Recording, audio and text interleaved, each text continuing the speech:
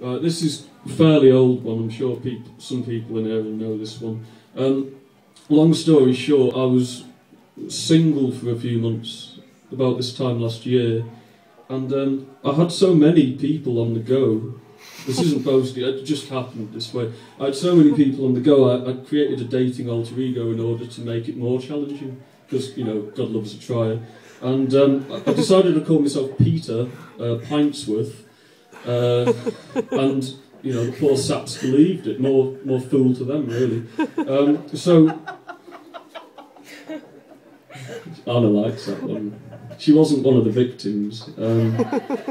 So I decided to turn it into a poem, but instead of me, it was a much older man writing snivelling apology notes to his very long-suffering wife. So this is called Notes from Peter Pintsworth. Note 1.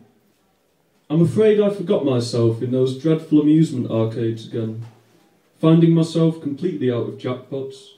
All the Queen's heads slipped down those awful flash-dash fruit machines. And now they tell me I can't have any of it back! Feels like my chest is about to cave in. Send coupons. Note 2.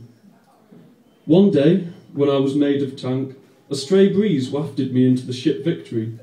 I only drank because they wouldn't let me play drafts, so down the blowhole of stouts and ales I fell, a rogues elsewhere. Now I'm dizzy as a teaspoon, all buttonholes without buttons. I mislaid my cigarette cards there, so I'd have a returning excuse. Not sure how long it will take me to get home. Note 3. Forgot to pick the grandchildren up from school again. Rolled up around 6:30ish. The rosy gates were fastened, the locks all ice-barred in their turnstiles. Then I found myself under a yanked pull-cord of rain. It appears they fled like zoo animals, their cherry book bags too. But I can be better. Don't go away yet. Please make promises. Thank you.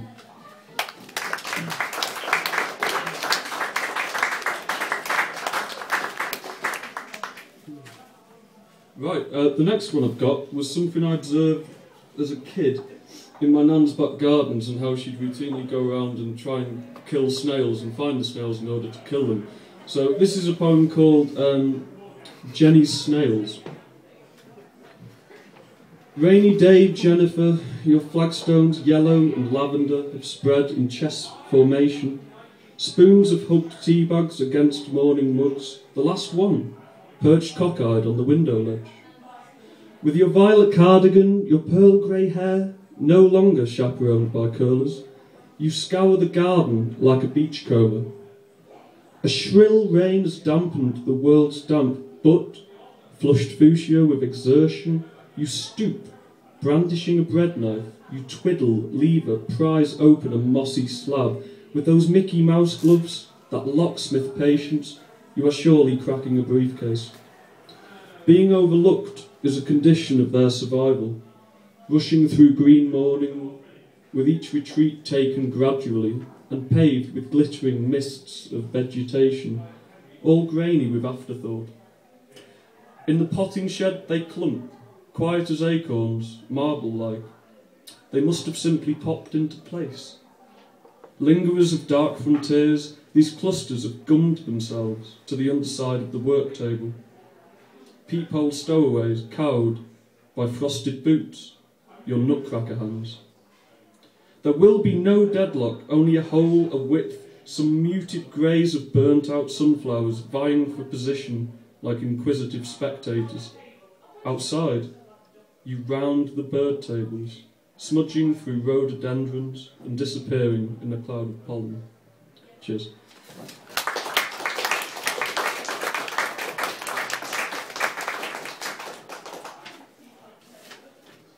Right, this one I don't really like. It's a bit of a work in progress, but I'm going to read it.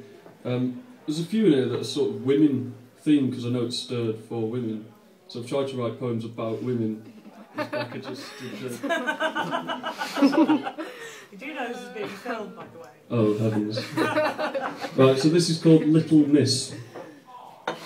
Her Valentine's an exiled prince, her name the sort sailors hurry to get inked with, a coy girl, bandaged in aloofness.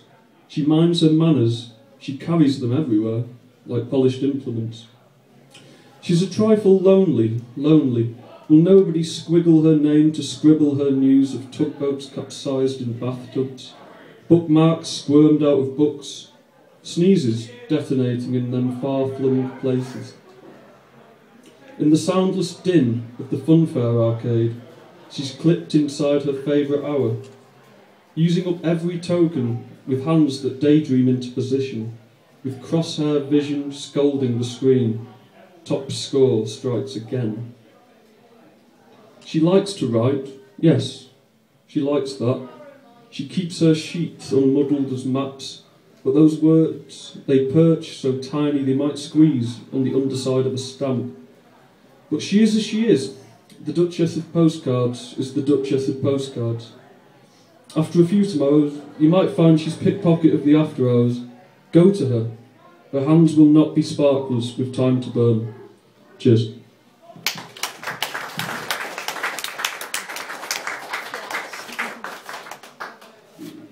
I'm groping to find my poems, which should... Ah, there it is.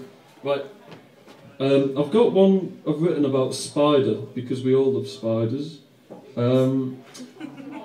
Just an average garden spider, really.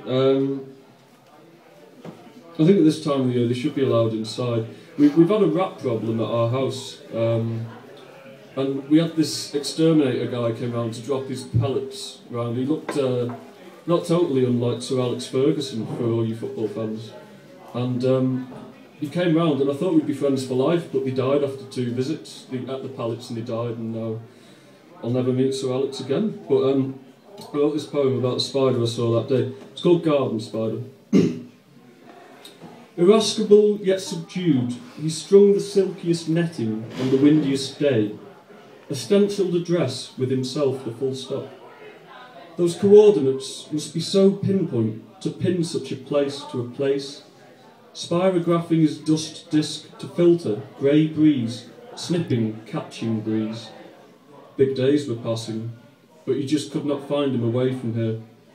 With his bulbous back bowed, his many legs folded in their terminals.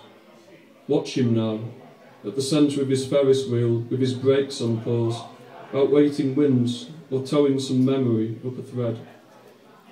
The finale, if it ever arrives, is the moment this spindly inkblot scuffles over some snagging of his practice and deposits for later some silken riddle. Cheers.